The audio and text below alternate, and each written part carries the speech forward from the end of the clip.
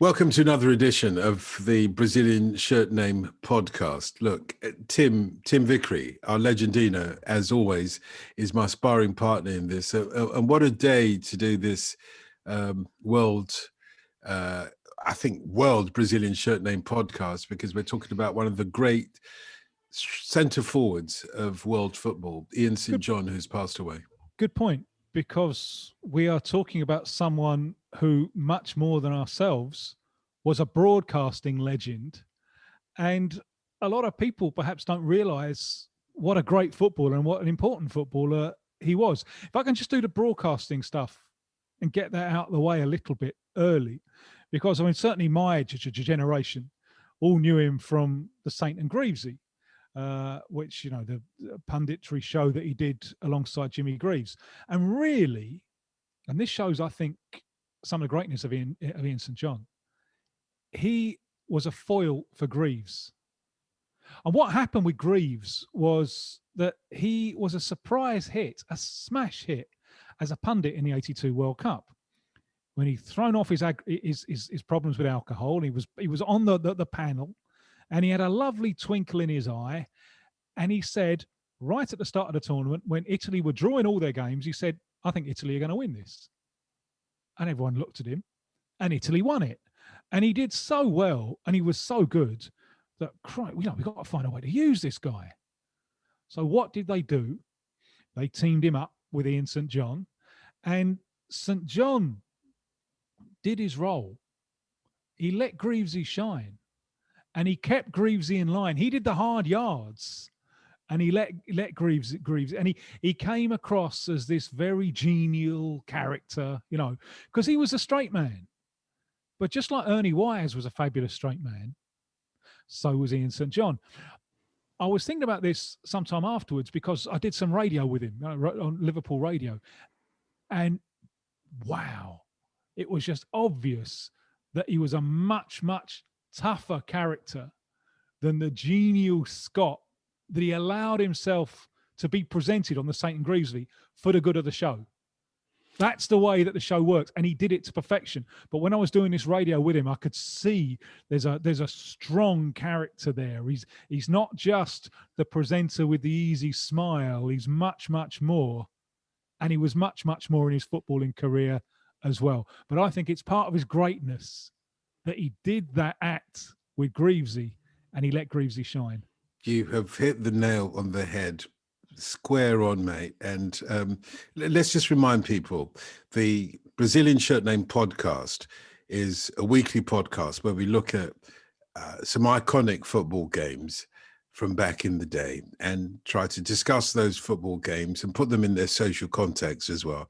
And also to try and reflect on the soundtrack in terms of the pop charts of that iconic football game as well. It's important to remember that, because what you're saying, Tim, is both about the history of football, but also about the history of broadcasting. You gave the comparison with Morecambe and Wise.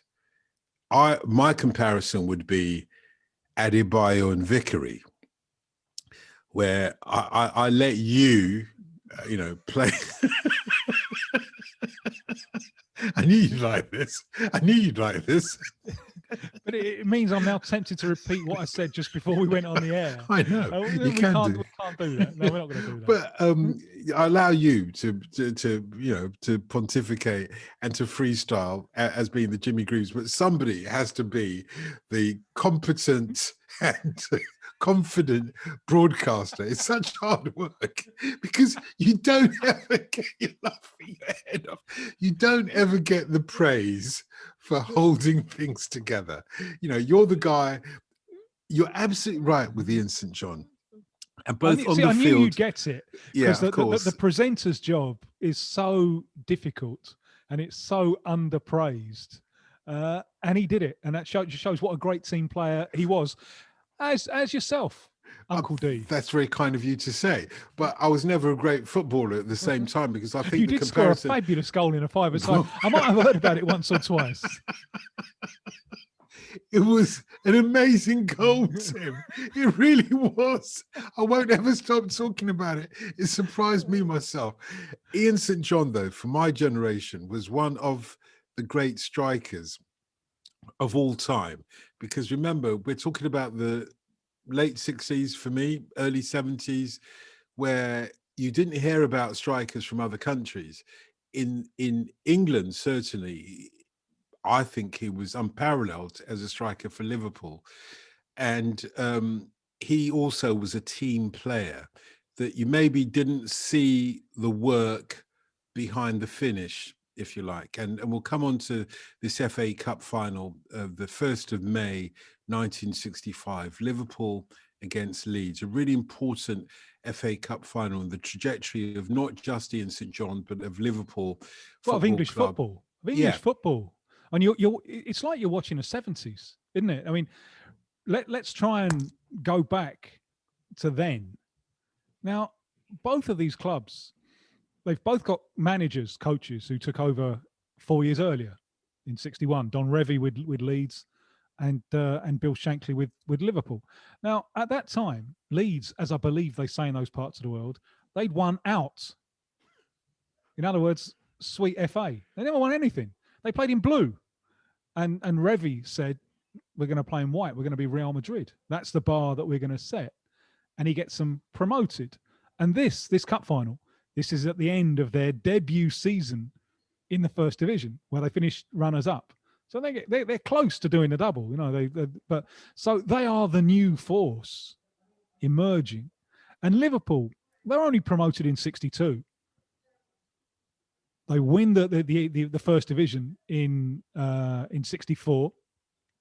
They've never won the cup, and the cup is taken really seriously. You know, the cup is more glamorous than the league, isn't it? Because it's the one that you see back in those. It's the one that you saw live, and at the time, Everton have more trophies than Liverpool do. I think it's equals and equals with league titles, but Everton have won some cups, and Liverpool have never won the cup. So these are two emerging forces. But for my generation, these were the dominant forces of the early 70s. So, you know, under the same coaches. So you're looking at this game, and it's like a blueprint for what's going to happen over the next decade. But you're seeing this game. This is right at the start. And it was a hard game as well. This is going back to not a very good game. Not a very good game. Not necessarily a good game, but certainly a hard game. It was something of a war of attrition. This was in the days. I mean, interestingly enough, both teams rely on Scottish players who have been signed to them for their success over this period. Billy Bremner stands out. But there's another one before Bobby Collins, who he's coming towards the end now, but he's the one who makes Leeds. He's the one that Leeds.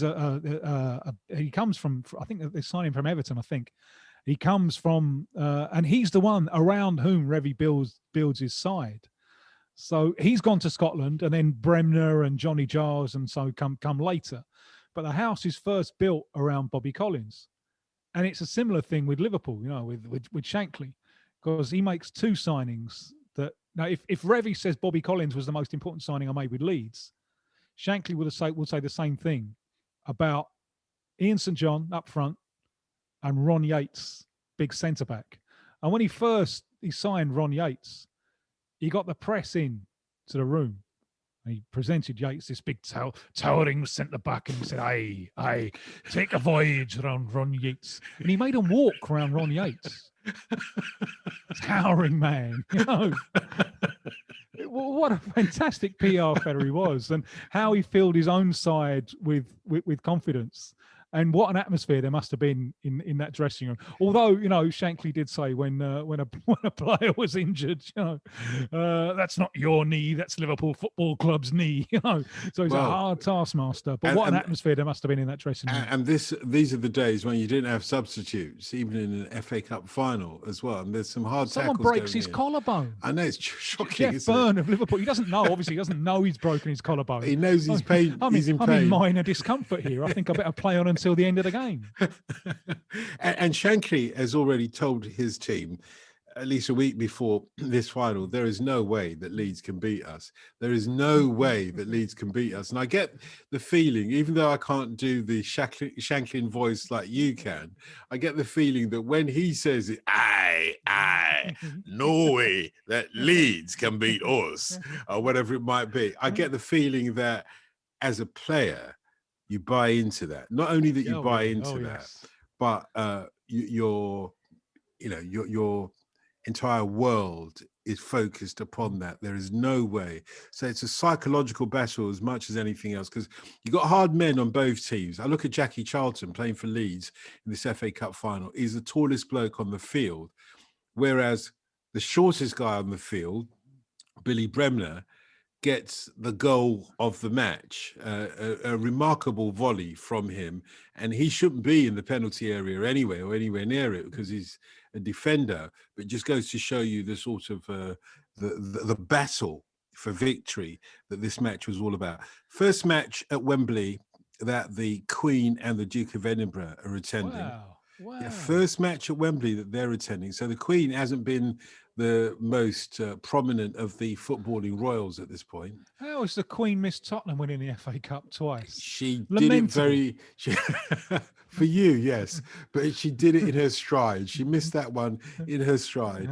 50,000 Liverpool supporters here, so I'm presuming there are 50,000 Leeds supporters as well, because there's 100,000 in the stadium, so it's a full house. Arguably, the winner is scored by Ian St. John, that we'll come to in a moment or two. But how did you see the setup in the Leeds? Because a lot of the English press at the time were declaring this as the most boring FA Cup final ever. And I'm not sure whether, when what you've already done is set up the background to this FA Cup final, where neither of those teams had won a big cup final in this way, I'm not sure if it's that relevant that it's boring. It's about what goes on the pitch, isn't it? Yeah, well, it's there's a huge amount at stake. Imagine there's going to be a new name on the FA Cup. Neither of these sides have won it, and we know how seriously the FA Cup was taken. And I can still remember, when the latest stage of an FA Cup final, the players dropping of cramp all over the place, and people used to say, "Oh, it's the grass, it's Wembley's sapping turf." It's not. It's the psychological strain. You've been living that game. No one lets you sleep. You're doing events, because that's where they made a lot of money, didn't they? The players setting up a pool and charging the press for interviews and doing stuff beforehand. So there's so much going on, and so many players afterwards, they say it was just impossible to enjoy the day. It just passed in a blur. It was almost too much for them. So it's probably too much to expect to have expected a classic encounter every time, especially when you got two sides who are footballing sides, but you don't want to tangle with them. You just mentioned there Jack Charlton, the tallest, and Billy Bremner, the shortest. Which one of them would you rather tangle with? It's a difficult choice to make. I know, but I think I'd go for Jack Charlton. Yeah, at least you got a chance to bring him down, the big giraffe. Yeah, indeed. The harder they come, the harder they fall. Certainly from that height.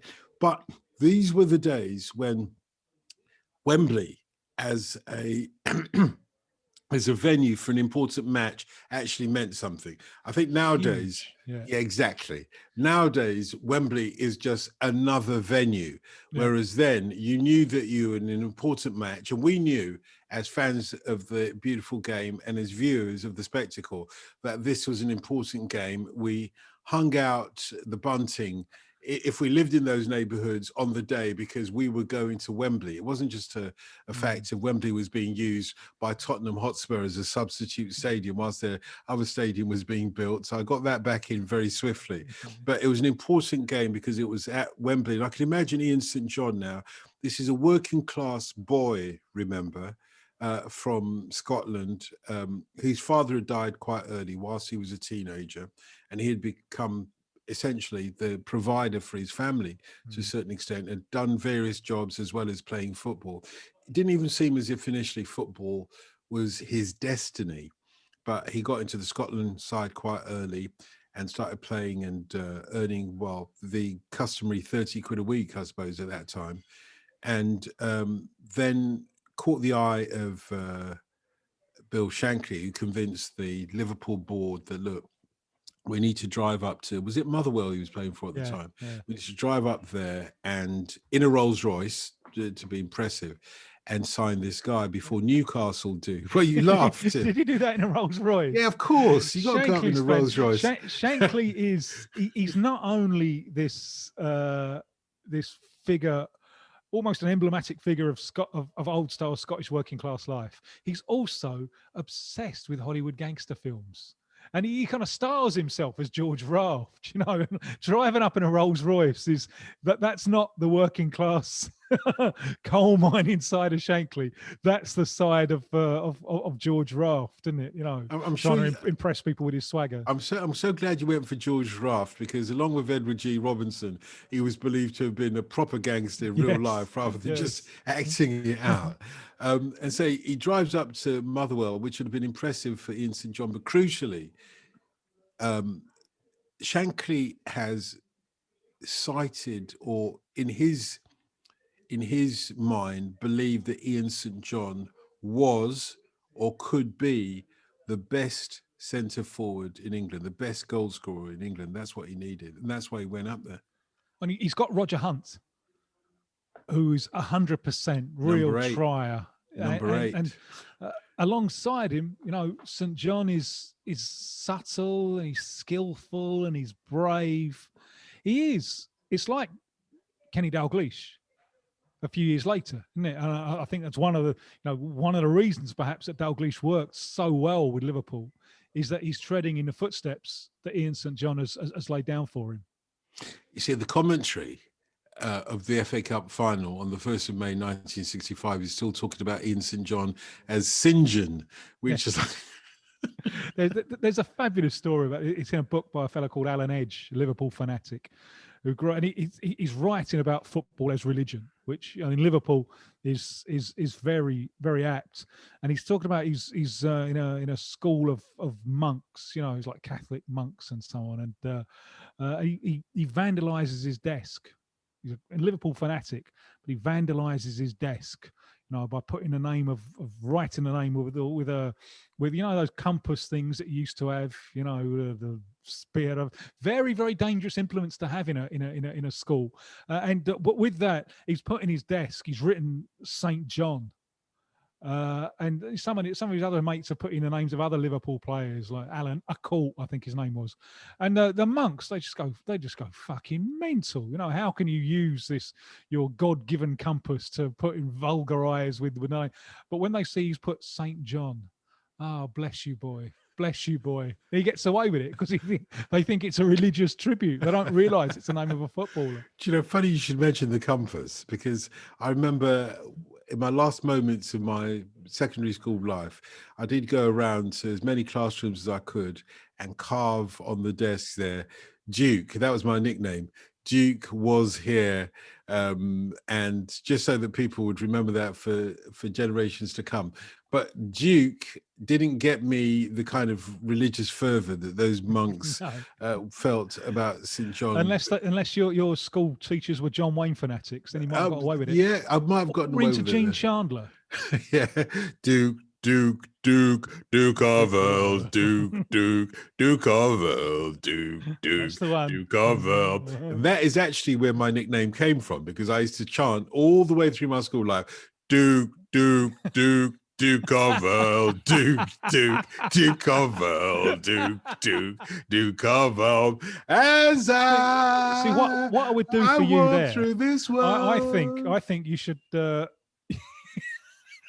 You should now trade in the honour that you've got, your MBE. Don't stress it. Don't underline it. Trade it in for an OBE, and then you're the Duke of Earlobe.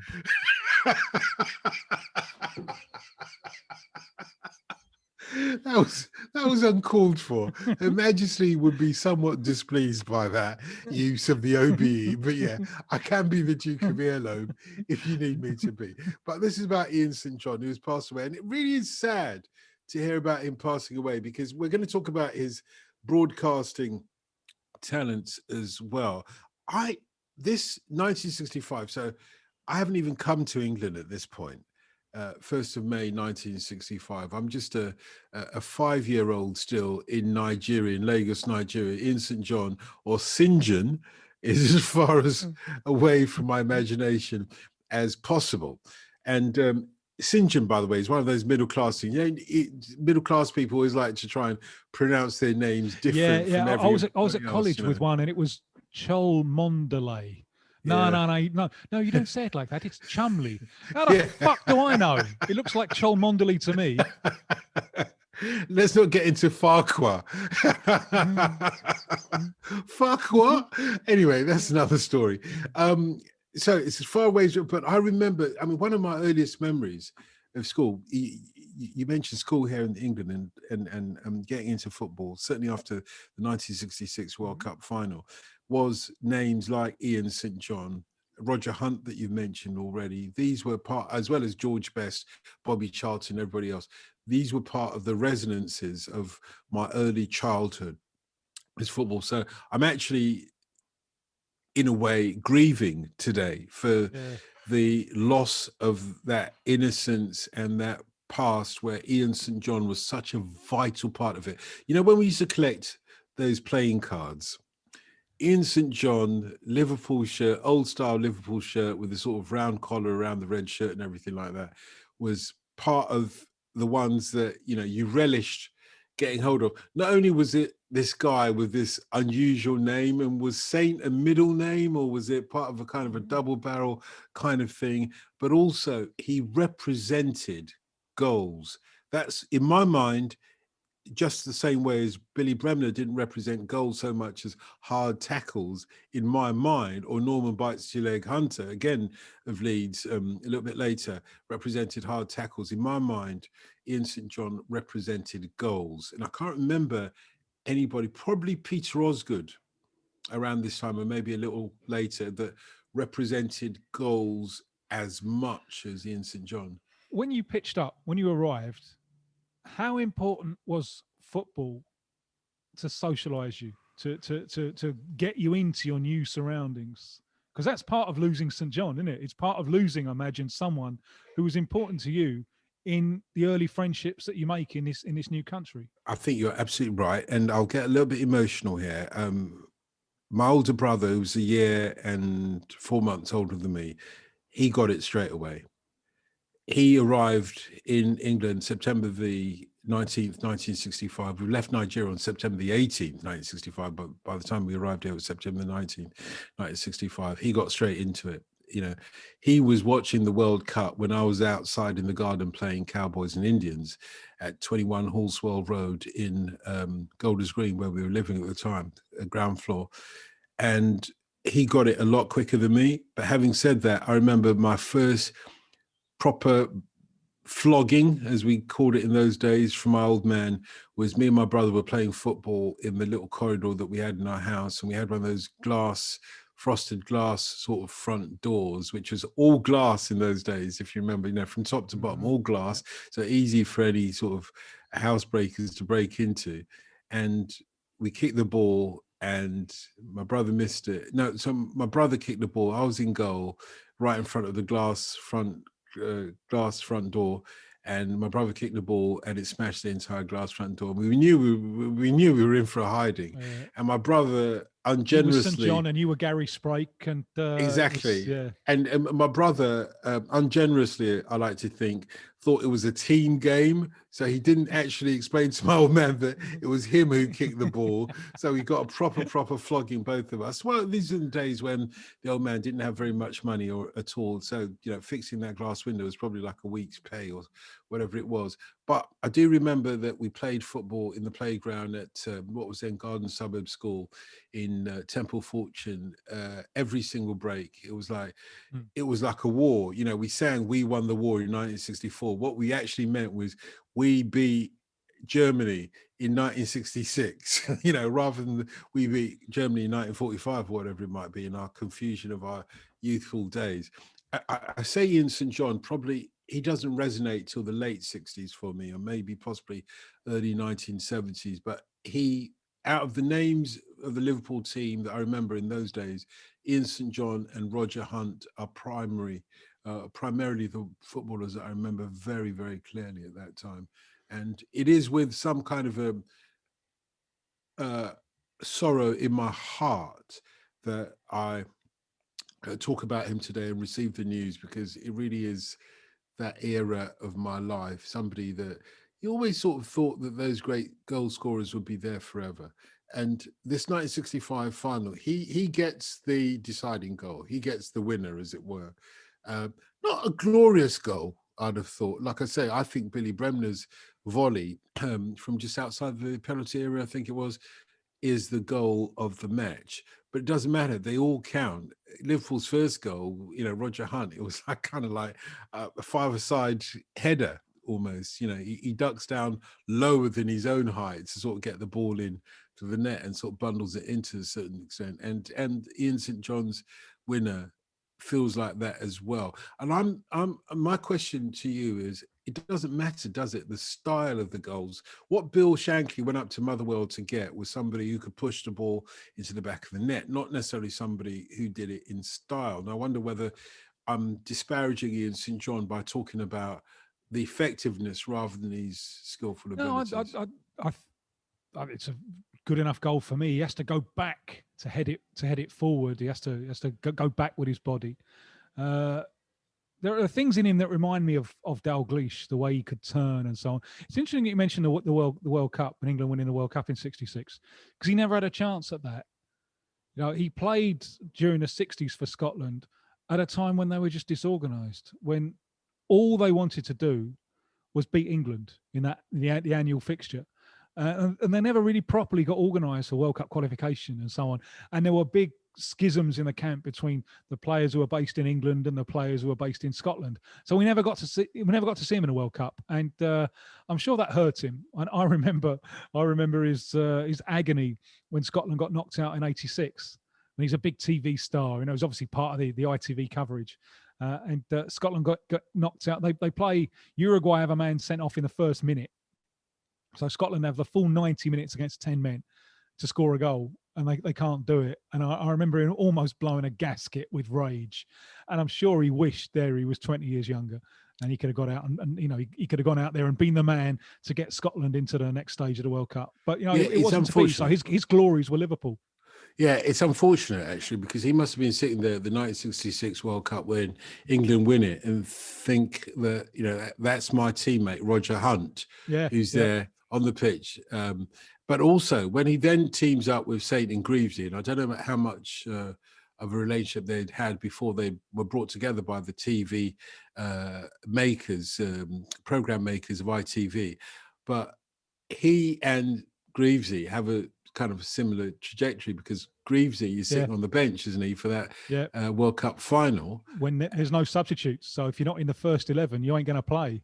And also, as most people say nowadays, Greavesy should have been in that first 11, and for whatever reason, Sir Alf Ramsey as he was then, chose to leave Greavesy out. And Greavesy must have been feeling that as much as St. John would have been feeling not having been part of a World Cup. Football's about the disappointments as well, isn't it? Yeah. That's well. This is just the case. I wonder if Ian St. John was just, unfortunately, a victim, and I say that guardedly. I use that phrase guardedly.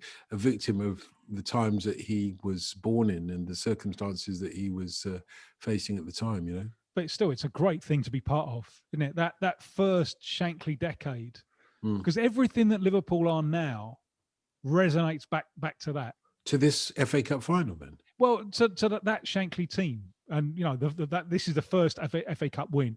They'd won the first division the year before.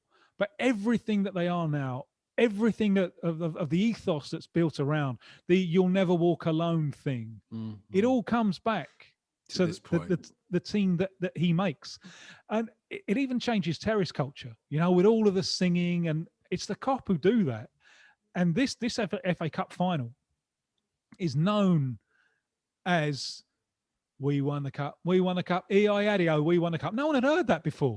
Crowds didn't really sing that much. The odd team had its own song, but and a few weeks later that month, There's another podcast coming out about that shortly. West Ham win the European Cup Winners' Cup at Wembley. And when they're winning it, the crowd starts singing, we won EIADIO, we won a cup. And Kenneth Wolstenholme, the commentator, says, oh, yes, the Merseyside sound has come down to London. You know, so it's... Well, interesting enough, at half-time, of course, as in you did in FA Cup finals in those days. Bring on the marching band. Yeah, exactly, of the Marines. The marching band of the Marines comes on and the commentator says, well, I'm sure the Liverpool fans would rather have had the Beatles. Well, there you are.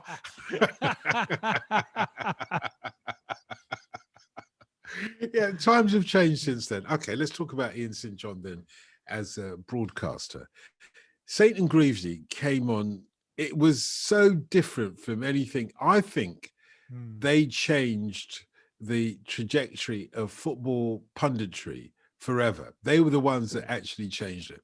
Up until this point, Match of the Day was a very turgid affair. It was kind of like old school BBC. Right, let's look at the game and let's analyze it, and let's play, I suppose, to what the crowd, the spectator, the viewers have expected for the last 50 years, which is some kind of like very formal analysis of the game. So you had the likes of Jimmy Hill at this point still sort of saying, well, you saw Charlton, he's a centre forward for Manchester United, very clearly. Jimmy Greaves, as you've already pointed out, was a really important part of changing this trajectory, because there was this Cockney guy. I don't think we'd heard many Cockneys on TV at this point. It seems like remarkable, but outside sort of comedy films, and Cockneys were often used in comedy films to show that there was another kind of English that will just humour for this moment. But outside of comedy films, I can't remember hearing very much Cockney. Even if you looked at something like Steptoe and Son, okay, set in Shepherd's Bush, but essentially around two working class English guys, father and son, and you could argue, quote unquote, Cockney, not technically Cockneys, but nevertheless. But they spoke in very formal English. And in fact, Harry H. Corbett and Wilfred Bramwell were Shakespearean actors that they'd got to kind of do the Cockney, as it were, to speak the colloquial language of London. We'd never heard somebody as authentic as Jimmy Greaves saying, well, look, Ian. Look, that's not what you want to do. On the pitch, you want to do this, you want to play like this, or you play like that, being very, very genuine. And I've never thought about it, but I think you're absolutely spot on, because Jimmy Hill, who was the king of live TV, and he'd been a player, he'd been everything, he'd been a player, a coach, and administrator, but he was very kind of professorial, wasn't he?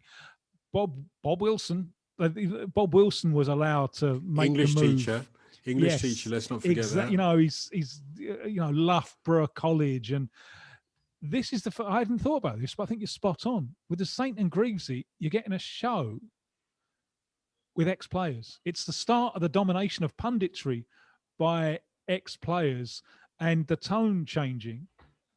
And St John is so brilliant that he's presenting. And anyone who thinks that is easy has never done it. He's not only presenting, he is the anchor. He's the anchor of this program. And again, he's in a Scottish brogue. Remember, we haven't heard too much of that either. So he's not talking like your standard Scottish BBC presenter who sounds like somebody from Edinburgh, i.e. somebody from the middle-class areas of London. Is it Magnus Magnusson? Was he Scottish? Indeed. Or Icelandic, but via Scotland. You're absolutely right. He's sounding, it's about the authenticity.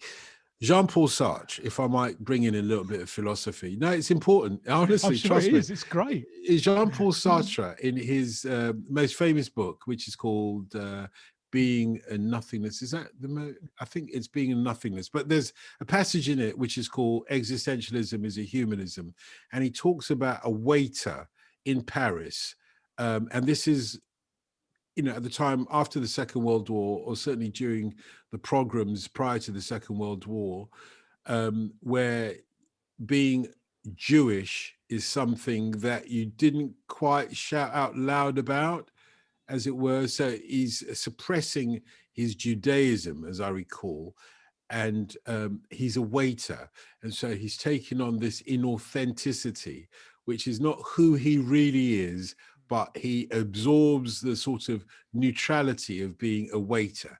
So his humanity is taken away to a certain extent, and he plays the role of being a waiter, irrespective of Don't humanity. a lot of immigrants have to do that to They fit do. in? I'm not sure if they have to do that, but they traditionally did do that.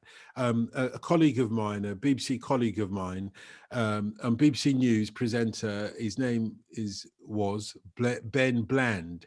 In the last few weeks, he's changed his name to Ben Boulos to more accurately reflect his heritage, and particularly his Sudanese, Egyptian, Coptic heritage. But he tells a story of his grandparents having taken the name Bland because they wanted to find the most bland of all English names when they escaped to England from the pogroms in the East, Russia, and so on. I can't remember if it was specifically Russia or somewhere else in what we'd have called Eastern Europe at that time.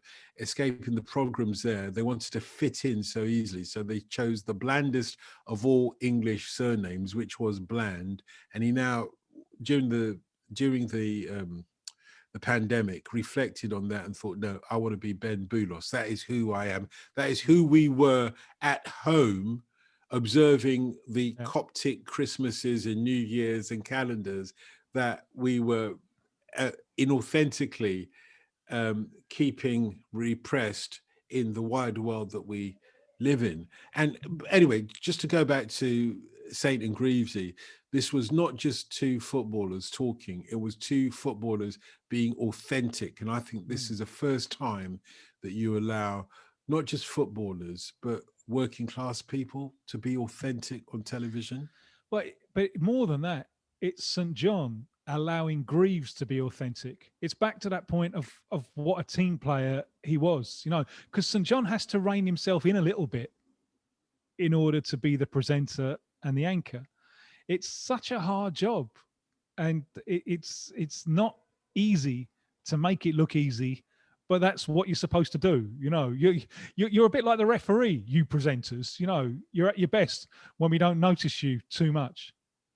You're right. And there are so many times when Ian St. John has to sort of give a knowing look to the camera and well, that's Greavesy. What do you expect? That is Greavesy. Let's all laugh at, let's enjoy that and let's entertain. It's like, but he helped set it up, and he allowed Greavesy to run with it and take credit for it if anyone's giving credit.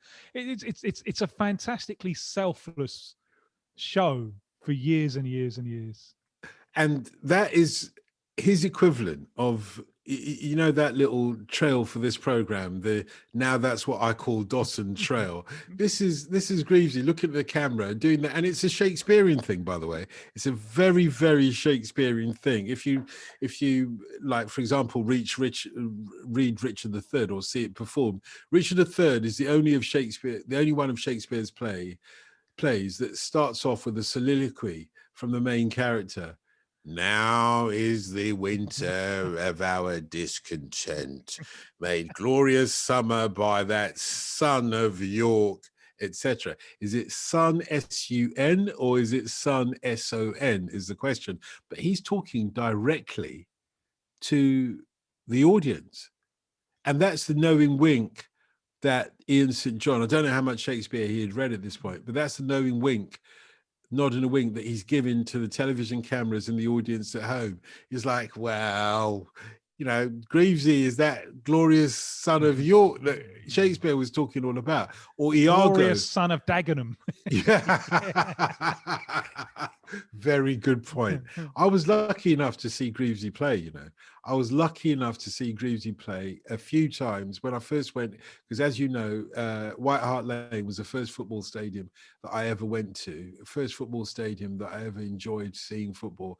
And I was as close to Jimmy Greaves as I've been to any footballer, because literally we were right there at the front of the turnstiles. At the front of the what was then the terraces, right up against the wall, and there was only like a few feet between us and the touchline, and I was as close to Jimmy Greaves. I remember him very well, very vivid in my mind, Jimmy Greaves, because we'd be on the right, as it were, at least for one half of the game, we'd be on the right-hand side of the pitch where he was more likely to be seen in. He was many times more like a right winger than an inside right, which was technically what he was as a number 8. But more times he'd be on the right wing with us, and I can remember him dribbling past people left, right, and centre on that right wing, and us going absolutely bananas because he was like a pop star for us, Jimmy Greaves. To be honest, But as he said, he said that Chelsea fans will say that my best football was played for Chelsea. Tottenham fans will say that my best football was played for Tottenham, and West Ham fans will say that my best football was played for Chelsea and Tottenham. What a fantastic line! And the Saint would get stuff like that out of him, and not let him run too far with it. Just keep him in check. Great team effort from the Saint. Given that, then is St John's greatest legacy as a centre forward for Liverpool, winning the FA Cup for them in 1965, or is his greatest legacy as the person who was one half of the team that transformed football punditry in the UK and arguably in the world forever?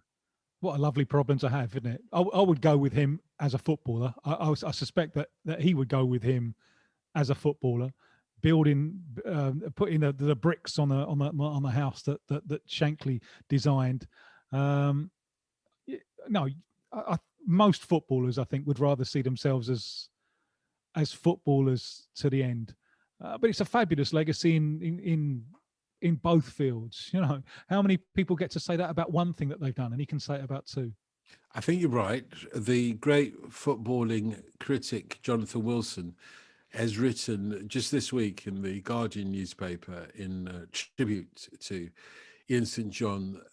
He starts off the article saying Ian St John was a gifted broadcaster. He was the perfect straight man for Jimmy Greaves. He clearly found him hilarious and his chuckle was infectious. It seems almost incredible that Saint and Greavesy, which is the name of the programme that we're talking about, ran only between 1985 and 1992.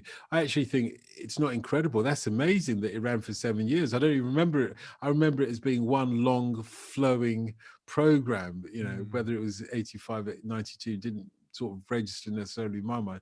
Anyway, to those of a certain age, he says, it seemed eternal. Yes, exactly my thoughts. Yeah. To those of us of a certain age, it seemed eternal. ITV's light-hearted sibling to the BBC's more earnest football focus. But the oddity of those sportsmen who have successful second careers is that what made them famous in the first place is often obscure. Do you see why that question is so relevant? What made them successful? I think it depends on age. I mean, Wilson's a little bit younger than us. You remember him as a player. I remember him as, Liverpool, famously, they lost a cup tie in 1970 at Watford. And Shankly, like all great coaches, was just absolutely ruthless. So when they lost that, bang, axe falls, Yates out the team, Tommy Lawrence, the keeper, out the team, St John out the team, and he starts building a new team.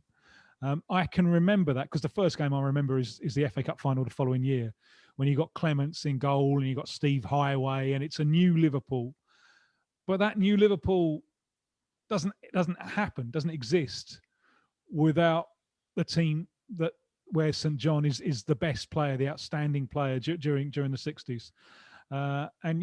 So when the club are winning the Champions League, with the help of a disastrous refereeing decision in the first minute. But I'm not bitter. But even when they're doing that a couple of years ago, it's still the house that St John helped build.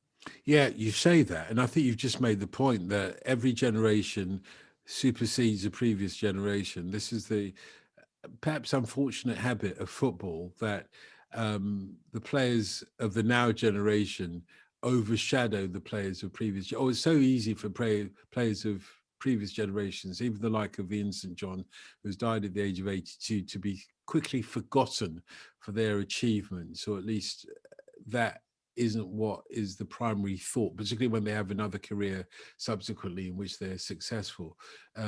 Ian St John's football has been forgotten, hasn't it? Again, I think it depends by which generation. People older than us, not at all. But, society progresses one funeral at a time. And so the majority now of football fans didn't see him as a player and don't have that memories. In a few years, they won't remember him as a broadcaster. And I think then, at the point that he's not remembered as a broadcaster, he will still be remembered as a footballer, because Liverpool will still be there and he will still have played a massive role in building the club. That commentator saying that, okay, the marching band are playing their halftime marching tune, but the Liverpool fans may have preferred the Beatles, because of course the Beatles were number one on this very week of the 1st of May 1965, when Liverpool won the FA Cup final and Ian St John, who has passed away, scored the winner. They're number one with Ticket to Ride. An amazing song, I think, not given its dues to a certain extent. And again, I reference you back to that comment I made a moment or two ago about the now generation superseding the previous generations, because by the time you get into Sergeant Pepper's a couple of years later, Ticket to Ride is relegated to the level of, some of the earlier Beatles songs, whereas I think actually it should be at the top, amongst certainly the top 10, if not the top 5 of Beatles songs. Yeah, and we're doing one soon, talking about West Ham winning the Cup Winners' Cup just 2 or 3 weeks after this game, where we're going to have Mark Webster involved. And I think we got a chance there to really go in depth at a very, very similar chart. But just one from this chart that stands out for me that maybe we won't get to talk about with Mark is Tom Jones. It's not unusual. Yeah. And it's a question I want to put to you about Tom Jones, because we're talking about talent here. I think Tom Jones is one of the great singers. Do you think that he chose his material and he chose his marketing wisely? Oh, that's a deep question, That's a proper deep question. First, let me say, I have to declare an interest, because my missus has recorded and performed with Tom Jones, and she says Tom Jones has got some black in him. And now you can take that. No doubt. Right, exactly. And I didn't mean that in any offensive way it's whatsoever. That British working class thing anyway. And Tom Jones from South Wales, indeed, we just got it. We just got it. Because there is, in the music from Black America, there is a sense of yearning, a spiritual sense of progression. And the British working class, because Tom Jones is Welsh, and it's huge in Scotland as well. It's connected with that almost ethereal, spiritual sense. And one of the things that makes me proudest of our culture is the great Sam Cooke came to England, and I think it changed his career, because he's whitened up a lot of his stuff. And one of my favourites of his is Just For You, which is a kind of gospel song, but the backing choir is, the backing thing is so anodyne, it's so white. But that was Sam Cooke trying to cross over. And he comes to England and he sees the ways that the audience are reacting to him. And he thinks, you know what? The more real that you keep it, the more unreal the whole thing gets, because that's what they want. They want that. It's one of the differences between, I think, perhaps the English and the American thing. Hence the fact that the Americans needed British whites to reinterpret it and send it back to them. But the white working class, they just got it. And I think Tom Jones was one of those who just got it. And I'm sure he made a lot of money being Las Vegas Tom Jones. But from the point of view of Heinz, looking back now and looking back on your legacy, looking back on your body of work, I wonder if he could have chosen his material and his the way he presented himself. I wonder if he could have done better. He could maybe, but it's not unusual, by the way, is one of his greatest moments. I don't think he could have chosen much better than being the person that turned that into an anthem right across the world. Well, there it's I not agree, unusual. There I think what he could have done more of that, it becomes a little bit schlockish, you know, the Las He Vegas, loses the his man and way. a half, Tom He loses Jones. his way. He loses his way, and the Las Vegas business is arguably following, or not following actually, because he actually was the one that influenced Elvis to go back on stage to Las Vegas. But in a way, it's going down an Elvis trajectory that Elvis would have gotten to if he hadn't married Priscilla and become a home buddy, as it were. But just very quickly, going back to what you were saying about how the British working classes in particular, and specifically the people of Wales, working class and otherwise, got the African American gospel. Like they got Paul Robeson. They got him straight away, and I'm minded of a reference, an anecdote from Richard Burton, one of the greatest actors from these shores, specifically from Wales. Though Another one who could have done far better. Well, could have left a legacy so much better. Believe me, after Under Milk Wood, he loses his way, in my view. And certainly in terms of movies, you know, arguably he should never have done Cleopatra, as much as he was in love with the great Liz Taylor and all that, but he loses his way. But having said that, he tells this anecdote of his grandfather working under in a coal mine, you know, in the pits from back in the day, and literally going down in the pits with a pickaxe. And what they used to do in those days, when they were literally forging a industry from what was underneath the earth, right under the Atlantic Ocean or whatever it might be, to a certain extent, is that he'd say his grandfather would go, it was one of these coal miners that could strike what they call a seam, a coal seam, with one blow of his axe, and get it so accurately that from that one blow, literally tons of coal would fall. And there was a seam going under the Atlantic from Wales. This is Richard Burton's anecdote, remember.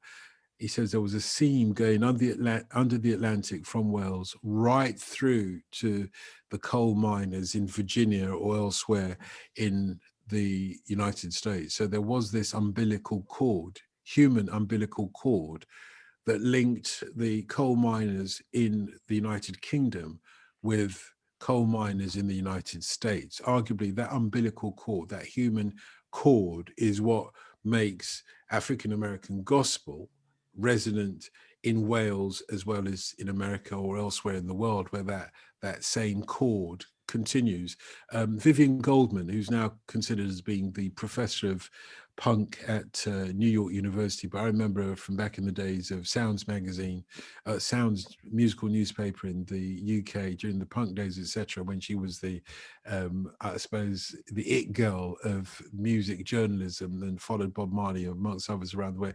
Anyway, she has written a book called The Musical Chord, and this is what it's all about. There is a chord that links us all together, and it's not surprising for me that British 60s R&B, that the blues or the rhythm and blues of the 40s and 50s resonated with British youngsters discovering sort of black music for the first time. It resonated with them and they were able to do something with it. I don't think there is a schism between white music and black music, even though the record companies presented it as something different. I don't think there's a schism. I think you have to find a link into it, or the historical link, or the historical umbilical cord that links you together, and then you get it straight away. What my missus meant when she said that Tom Jones got some black in him is she said, she looked closely, you know, sometimes it's not always clear who is black and who is white. We've got to remember that. That's really important. The people that you think are white or black may actually be more black or white than you think. And you know that from Brazil, Tim, because you've often said that when they did the censor or the censorship in Brazil, they realized that a lot of the black people actually got European in them, much more so than the European have got black in them, for example. So it's not always clear who's black and who's white. And when she looked closely at Tom Jones, she thought, hang on, you're from South Wales, you know, Cardiff Bay and all of that, sort of Tiger Bay and all of that, Shirley Bassey and all of that, sailors coming in from Africa and all of that. How can you be so sure that this isn't in your blood and in your bones, amongst other things? And remember, when Tom Jones is first launched in the United States, a record company decides not to put his picture on the cover of the record, Wow. so that Black Americans don't think, oh, it's some white dude trying to sound like us. No, they believed it was a black dude. Black Americans, when they heard it's not unusual to be loved by anyone, that could have been so many African Americans singing in that way, and they picked up on it. And his fans were as much Black Americans as there were white Americans as well. But yeah, I think it's a shame that he didn't continue in that trajectory, because I think he would be one of the great R&B singers if he had stuck to that. But you know, pop music, Las Vegas, you talk about, that turns you into a millionaire when the money starts flashing. And this is the same for footballers as well. You think, well, why did you sign for Real Madrid? You know, you should have stayed where you were, sort of thing. But then you say, well, that money was just to, you know, you can't blame particularly a working class kid for going for the money. In a business where there are no guarantees, no, you could be on Skid Row next year. So yeah, you know, the Atticus Finch test.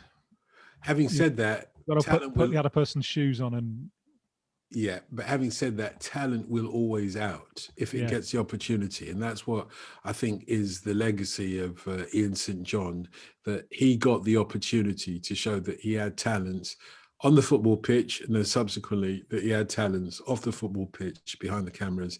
And I feel, even though as much as you say that, look, his legacy has got to be what he did on the pitch, I feel that his legacy to us broadcasters is what you can do in front of the camera, what you can do with your voice, what you can do to entertain the crowd. And crucially, remember what I said about him looking at the camera in that knowing way that Richard III does, certainly at the beginning of Richard III, is it's not about you.